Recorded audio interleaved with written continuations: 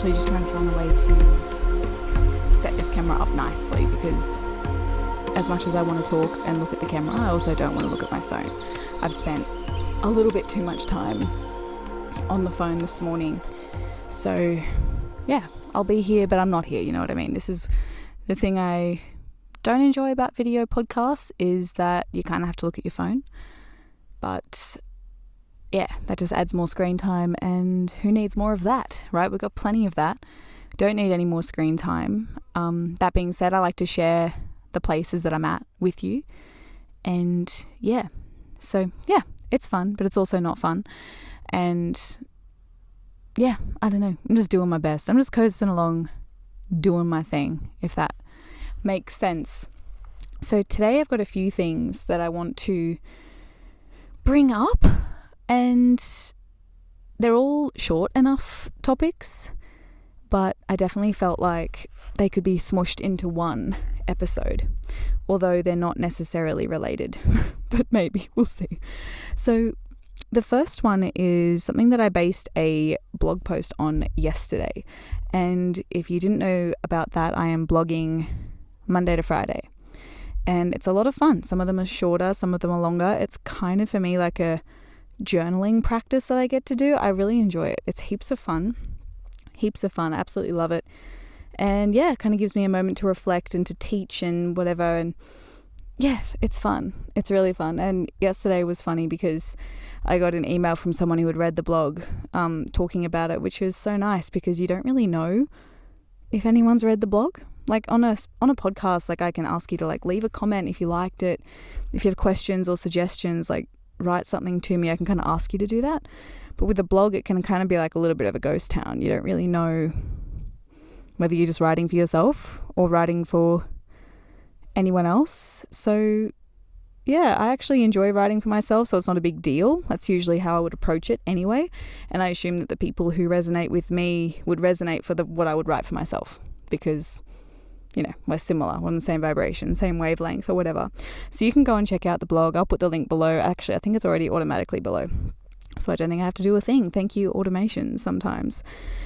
So yeah, I posted about consistency, because this is something I've been battling with, especially when I started doing a lot of mindset coaching work, like the idea of motivation, consistency. It was a big thing. It was a big deal, you know, how do we stay motivated? You know, how you just have to be consistent in everything that you're doing. You just have to be motivated and consistent, and that's how you're going to achieve X, Y, Z, whatever it is, whether it's a weight goal, you know, a food goal, exercise goal, work goal, whatever. You just have to be motivated and consistent. And the way these two things are kind of explained is kind of annoying to me, because first, with motivation, people tell you have to find the motivation. You have to, you know, it kind of creates this negative relationship with motivation, where you think that motivation is something that's just going to hit you in the face. And I'm going to be completely honest right now and say that that's not how it works. That's not how it works. You know, you're not going to open the door one day. You're going to get a knock at the door. You open the door and, oh, hey, I'm motivation. I'm going to like help you get stuff done. Like, it's never going to happen. Every now and then you get inspired. You get a bit of I like to call it a bit of an updraft. You get a little bit of a push, and that's nice. I would definitely call that motivation. And it just kind of, it usually comes in a moment where you're inspired, or, you know, you just, yeah, you have a moment where you're like, yeah, it might be because Monday's coming. I find Monday very motivational because, you know, new week, I want to try again. It might even be, you know, a new year. You know, everyone's in this new year, new me energy. You know, they're going to set their intentions, their whatever, and everyone's got kind of a push. But how long does that push actually last? I mean, look at New Year's resolutions. You know, people might last 10 days, maybe 3 days. If we're lucky, we might get to early February, and then it just kind of dies out from there, and we return to our roots, our normal way of being. So everyone's waiting for this motivation to hit, and I'm not saying there's no motivation that hits like that. I definitely think sometimes you get a drop of inspiration, a drop of oomph in your life, and that helps. It helps us. But the majority of the time, motivation comes from the inside, as in you have to be that motivation. You have to find that motivation. No one cares. No, maybe your family, your friends might care. But let's go beyond them, okay? So let's just go to the average human, the average animal life. No one really cares whether you show up for yourself or not. Life is doing its beautiful thing. See this beautiful day right now, this beautiful sun, this twinkling sun. It's just so beautiful, right? This sun is shining. A moment ago, I was in my room just kind of scrolling on my phone. This is kind of better for the camera, isn't it? Kind of looks like if anyone walks down here, it's going to look like I'm posing for some kind of weird shoot. Like I was in my room just kind of chilling, doing my thing, and this sun is shining. It's shining, it's shining out here. There are people out here, there are animals out here, plants soaking up the sun, living their best life, and I'm sitting in my room. I'm the one that's missing out. I'm the one who's missing out on this beautiful day. No one else cares. No one is going to come and grab my hand and drag me outside. Maybe my partner will sometimes, but he can't do it all the time. Maybe my friends will sometimes, but it's, rare that kind of thing happens. Maybe your family will. Maybe if you have a dog, you might be a little bit more pushed to go outside because the dog wants to go outside. But ultimately, you have to be the one to make that choice. And if you didn't listen to an episode I did a little while ago, it was about the key to creating good habits, the key to making the life of your dreams, whatever I called it, I don't know. And I basically just called it out as it is because everyone thinks they've got a hack or a key or some kind of magical button that makes you show up for what you want. And unfortunately, that's just not the reality of the situation. You are the one that gets to make that choice. It comes from you, and this is something I learned from yoga. Something that's awesome about yoga is it's not about like making you feel better, like cuddling you and comforting you. It's not about that. It's more like a rude lights turn on. Yoga dials the lights on reality. It turns the lights up and you get it exactly how it is. And you know what? It's kind of uncomfortable when you feel that from yoga, but it's a gift. Someone giving you the complete reality of a situation is a gift. It's a gift. Think about this. If you want to be friends with someone, or maybe you want to be partners with someone, or you have an idea and involves another person. Let's go really basic because we've all been here. You want to ask someone to a coffee or something like that. Would you rather them kind of not give it to you straight, not say yes or no, but just kind of have you lingering in the middle? It's not a yes, it's not a no, but they kind of keep you on edge a little bit. We've all been there, whether it's with a job or an opportunity that someone said they were going to get you, or, someone said, oh yeah, we'll make time to do this, or whatever it is. You kind of are given a little bit, but not too much. You're never really given a yes or a no. I don't know about you, but I would prefer any day, just tell me whether this is going to happen or not. Give me a yes or a no. Don't leave me hanging, right? Don't say things to make me feel like, I'm hopeful, but also not be completely honest with me. No one wants to be there. Who wants to be there? You know what that's being called in relationships, or, looking for a relationship is being led on. Yoga doesn't do that to you. Yoga gives you the exact straight reality of a situation, and it can be more painful.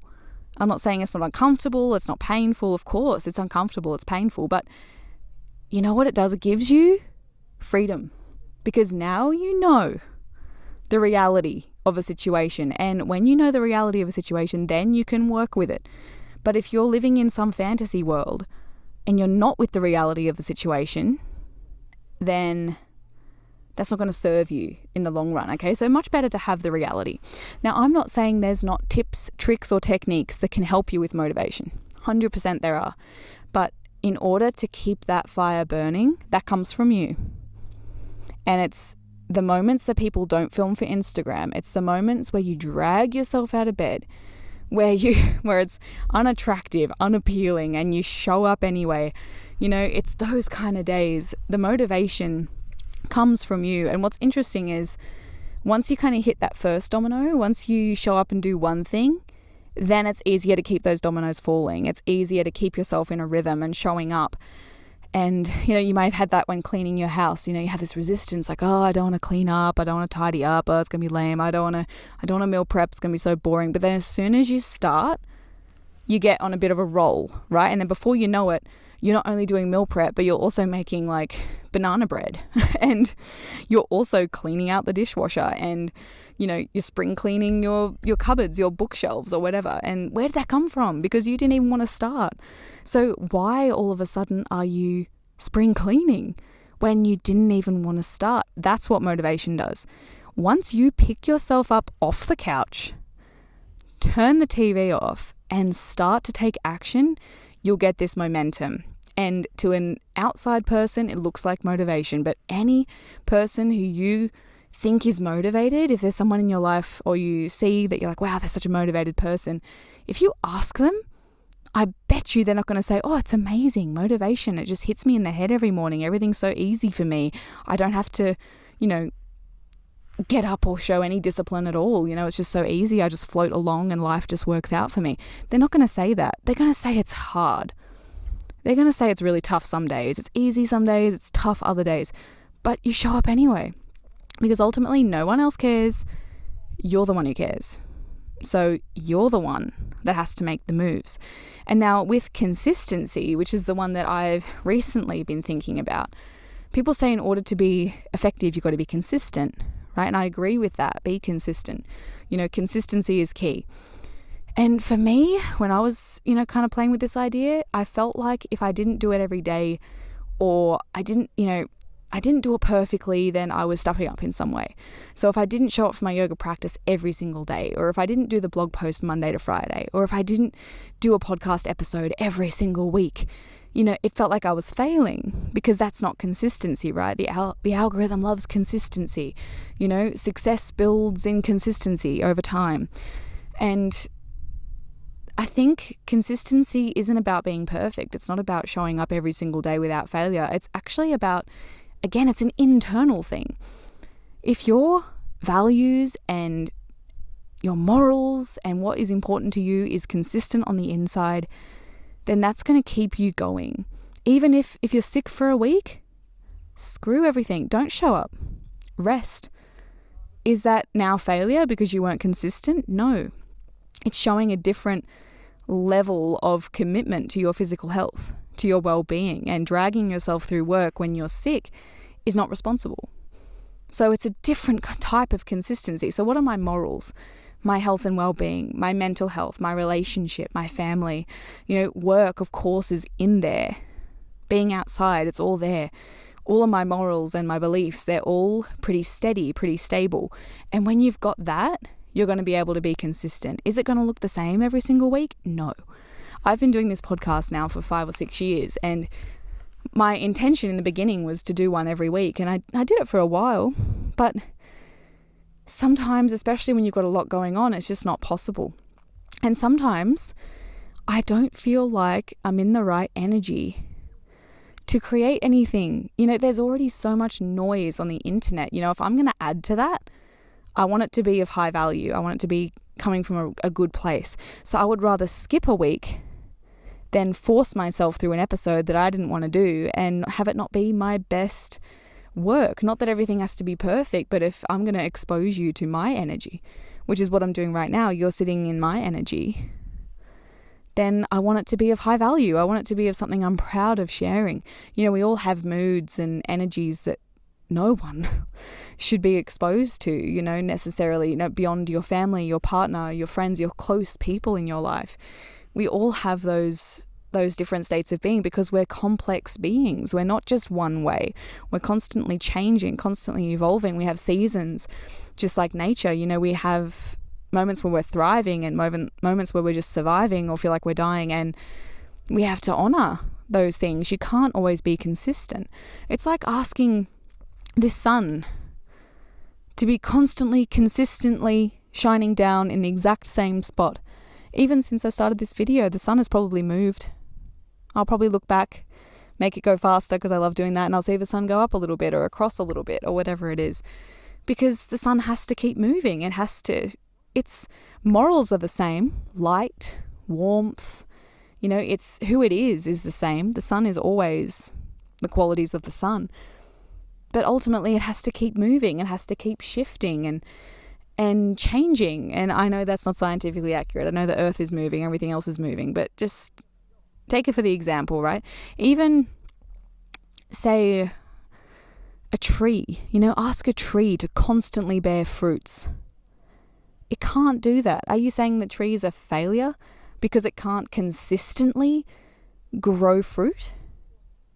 Of course not.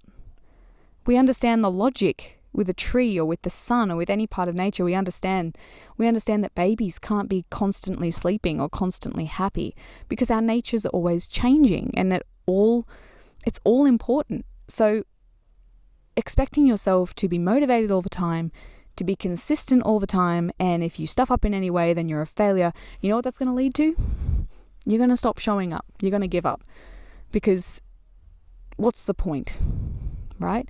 And I hate to see that. I felt it within myself, but when I changed my mind around motivation and consistency and kind of just went, you know what? Motivation comes from me. Some days is easier, some days is harder, but I'm going to do the best I can. And I'm going to be consistent in who I am, in my values, and in what I believe.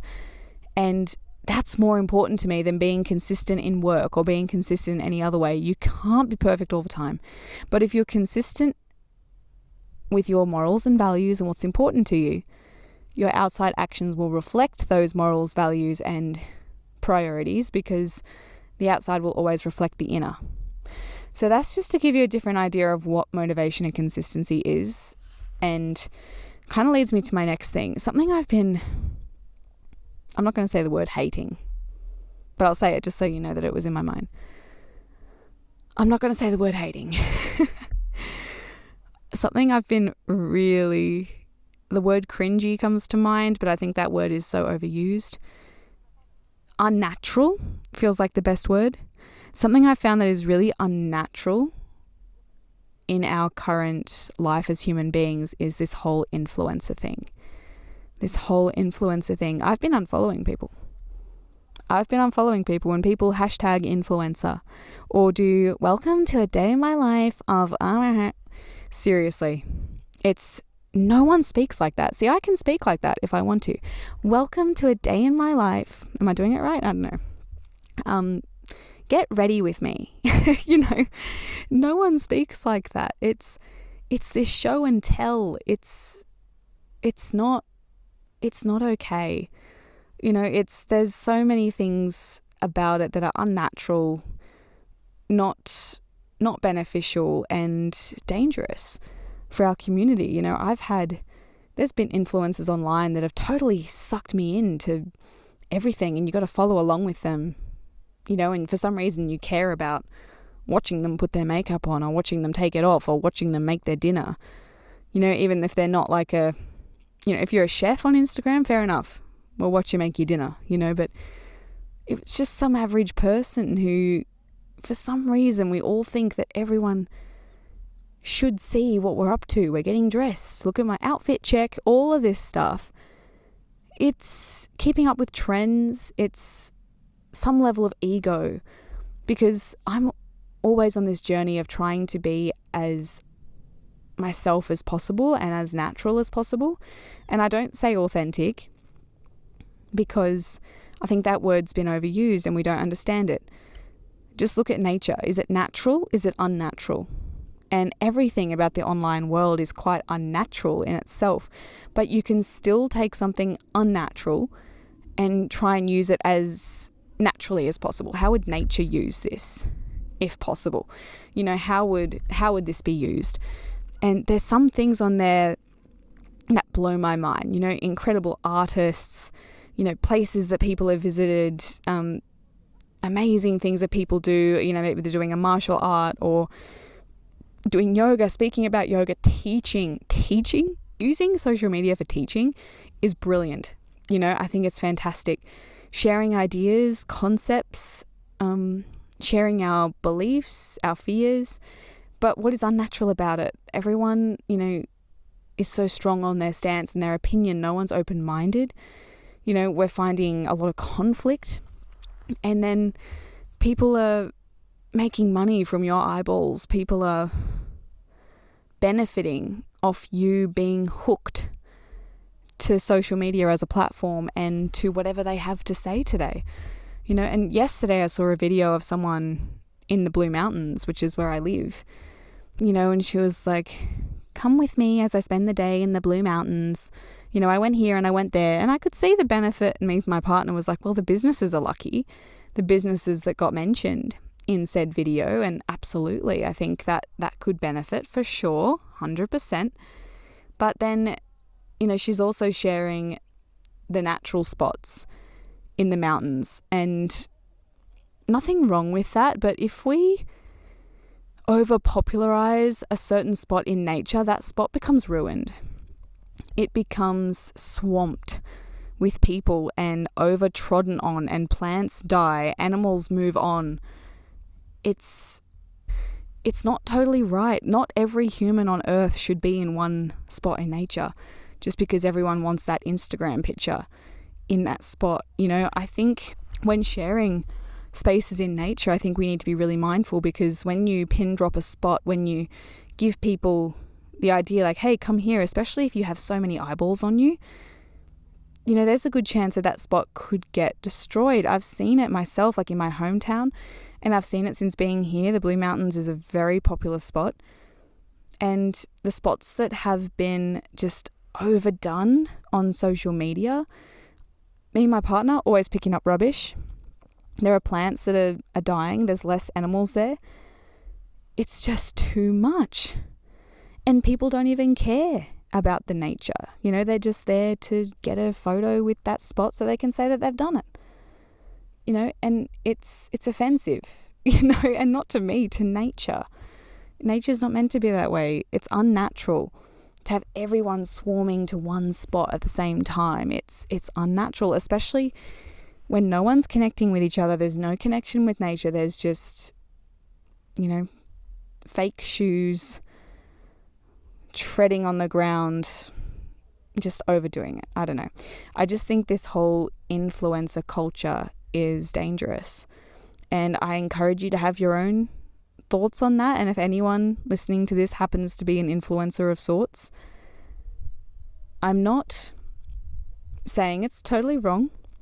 I'm not saying it's bad. I'm not saying, I do have moments where I think that maybe people shouldn't be allowed to be influencers because we're just promoting products that don't benefit the earth and, all this stuff. I don't know, I'm not the rule maker. I don't know.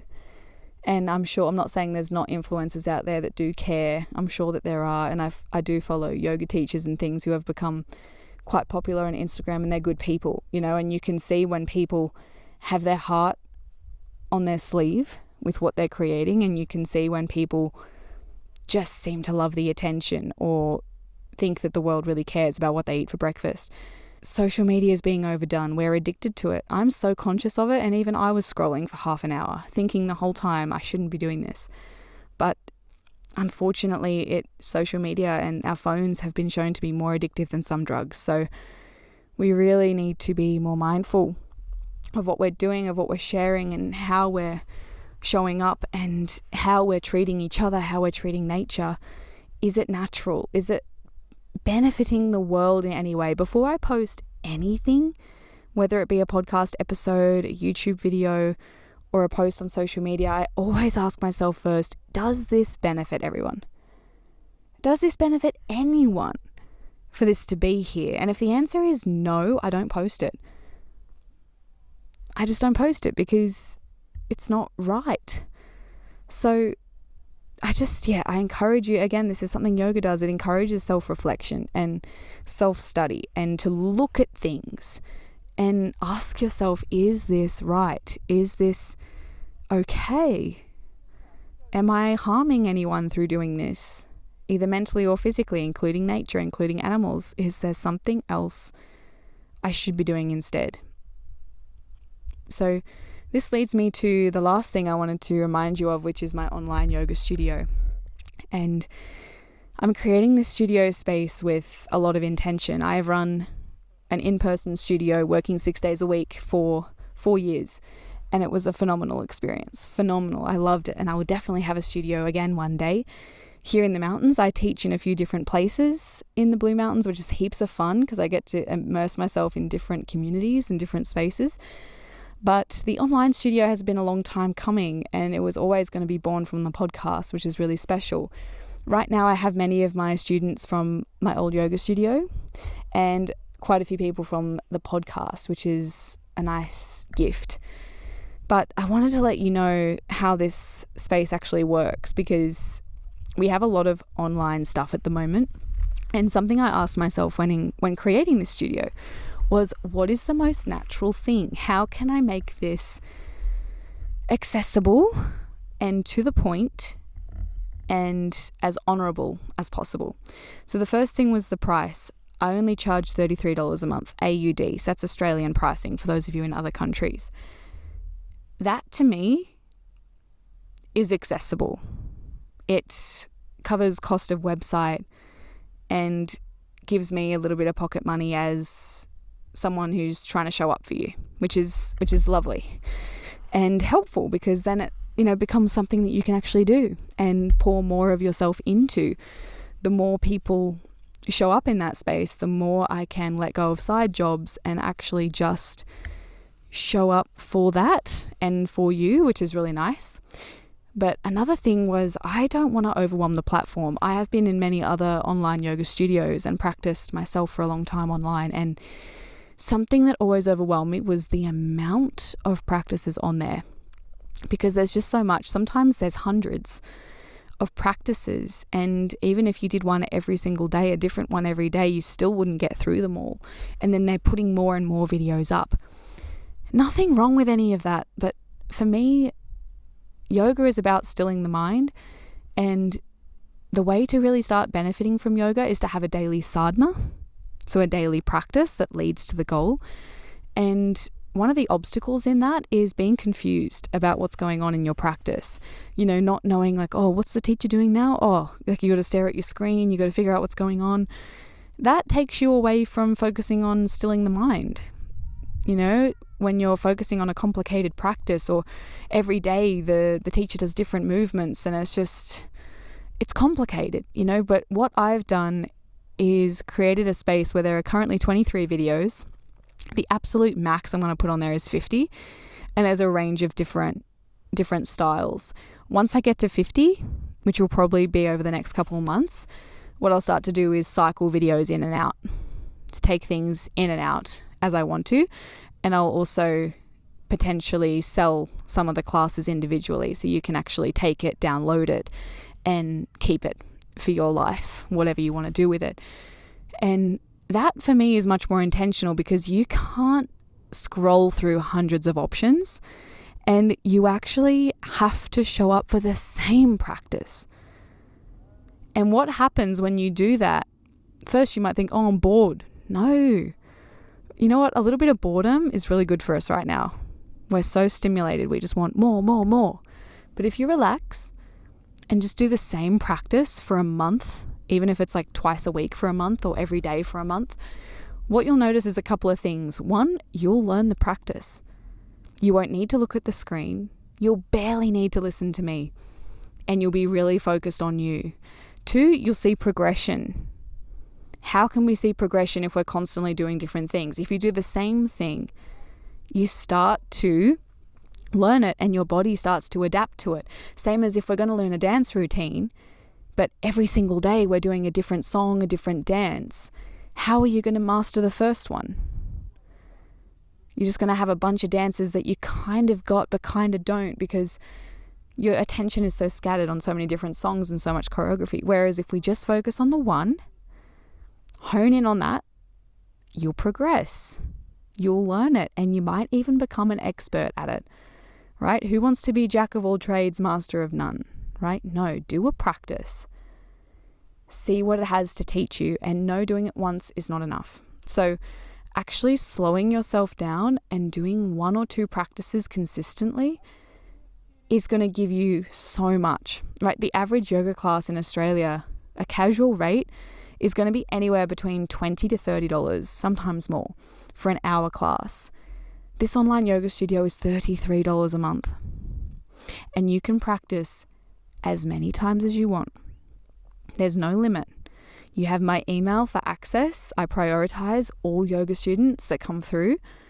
You're the people I get back to.